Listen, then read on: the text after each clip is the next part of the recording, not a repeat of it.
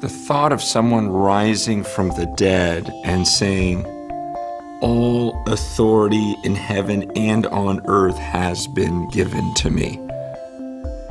That's a huge statement.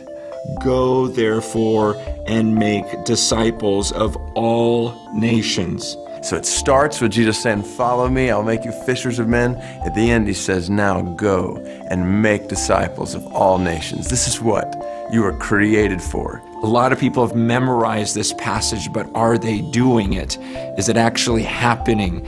We're all afraid. We all have insecurities. Can we work together to get rid of those and pray that God gives us power over those things, and then actually observe, actually go and do what he commanded us to do? And so the heart behind Multiply is to help us remind each other, hey, we're disciples of Jesus. That means we make disciples of Jesus. This is not just for the super gifted, the super talented. I really believe as we're doing this, we're really going to experience the presence of Christ with us in a much more full way, in a much more real, tangible way. I mean, that's why he gave us the Holy Spirit, was he says, look, I'm going to give you this Holy Spirit, and when he comes, you're going to receive power to be my witnesses. The heart behind Multiply is saying, how can we encourage every single follower of Christ to fish for men, every single disciple of Jesus to make disciples